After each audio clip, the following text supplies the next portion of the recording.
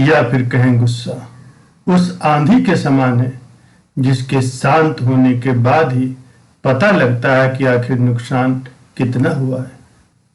प्यारे से जीवन में गुस्सा आना एक स्वाभाविक प्रक्रिया है और हम सभी कभी न कभी किसी न किसी बात पर गुस्सा जरूर करते हैं। गुस्सा या क्रोध आने की वजह से कभी हम अपनों पर तो कभी दूसरों पर गुस्सा निकालते हैं।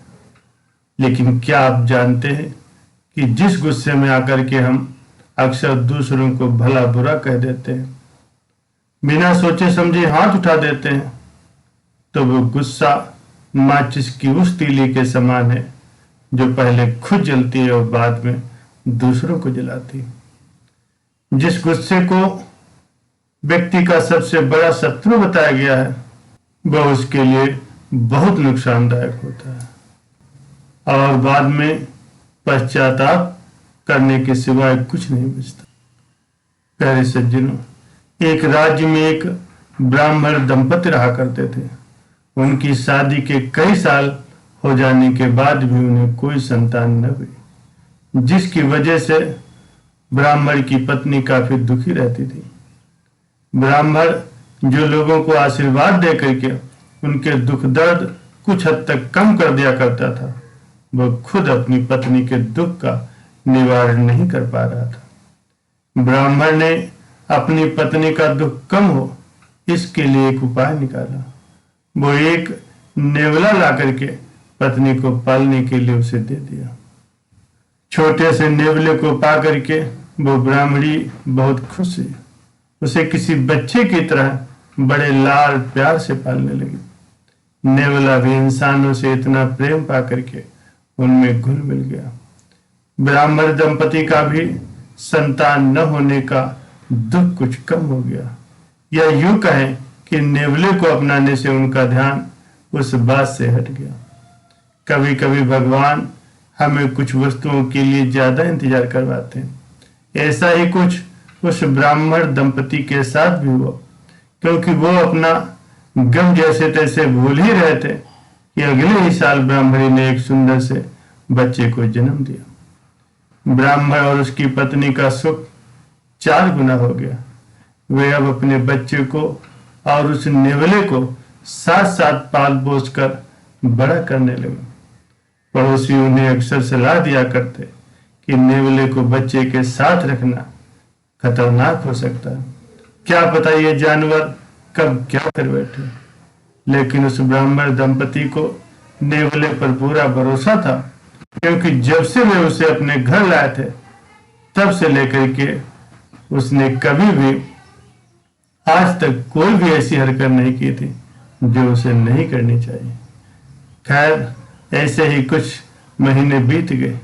एक दिन ब्राह्मणी का व्रत था, इसलिए वो अपने पति को बच्चे का ध्यान रखने को कह करके मंदिर चली गई। जब ब्राह्मणी मंदिर गई तभी ब्राह्मण को राजा के महल से एक यज्ञ करवाने के लिए बुलावा आ गया। ब्राह्मणी पूजा पाठ और भजन में इतनी ज्यादा खो गई कि उसे समय का कोई ध्यान ही नहीं रहा। दूसरी तरफ ब्राह्मण अधीर हुए जा रहा था, क्योंकि राजा के महल में रोज रोज तो बुलावा आता नहीं था और राजा से इतनी बड़ी दक्षिणा, भोजन और अन्य चीजें मिलती कि उसके पूरे वर्ष की कमाई की भरपाई हो जाती। ब्राह्मण ऐसा मौका चूकना नहीं चाहता था। पत्नी का कोई अता पता नहीं था, इसलिए ब्राह्मण अपने पड़ोसी के पास गया तो वो भी दूसरे गांव गया हुआ था। अंत में ब्राह्मण ने सोचा कि ब्राह्मणी काफी देर से मंदिर गई हुई तो वो कुछ ही मिनटों में लौट भी आएगी, इसलिए उस पालतू नेवले को अपने बच्चे को सौंप करके वो ब्राह्मण वहां से राजा के यहाँ के लिए निकल गया। नेवला अपने मालिक की बात को मान करके किसी आज्ञाकारी बेटी की तरह बच्चे के पास बैठकर उसके ऊपर नजर रखने लगा। कुछ देर के बाद बच्चे की देख रेख कर रहे नेवले की नजर बच्चे की तरफ तेजी से बढ़ते एक सांप के ऊपर पड़ी और नेवला बच्चे को कोई नुकसान न हो इसलिए सांप पर पूरे जी जान से टूट पड़ा। 20 मिनट चली लड़ाई के बाद नेवला सांप को मारने में सफल हुआ। उसने सांप के टुकड़े टुकड़े कर दिए। सांप के खून से नेवले का मुंह और उसके हाथ पैर सब भीग गए। आंगन में मंदिर से लौटी ब्राह्मणी और उसी समय लौटे ब्राह्मण की आहट सुनकर के नेवला तुरंत दरवाजे के पास आया और अपने मालिक और मालकिन को एक साथ देखकर खुशी से उछल कूद करने लगा। नेवले को खून से सना देख और उसका ऐसा व्यवहार देखकर ब्राह्मण दंपति को उस पर शक हो गया। उनके मन में अपने बच्चे के बारे में बुरे बुरे ख्याल आने लगे। उन्हें पड़ोसियों की वो बातें याद आने लगी। नेवला तो आखिर एक जानवर ही है और जानवरों का क्या भरोसा।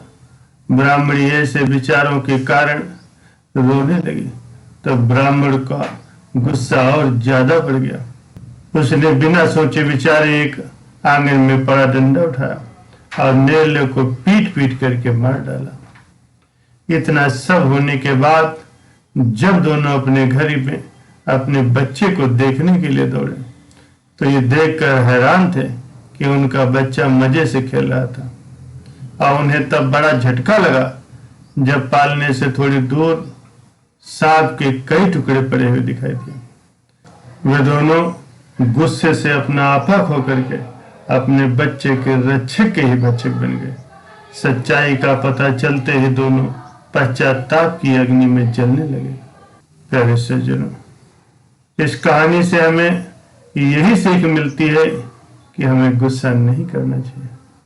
जिस गुस्से को व्यक्ति का सबसे बड़ा शत्रु बताया गया है वह उसके लिए बहुत नुकसानदायक होता है और बाद में पश्चाताप करने के सिवाय कुछ नहीं बचता। अगर गुस्सा आ भी जाए तो उस वक्त कोई फैसला या काम तुरंत नहीं करना चाहिए, क्योंकि इतिहास गवाह है कि गुस्से से और गुस्से में लिए गए फैसलों से हमेशा ही अनर्थ होता है।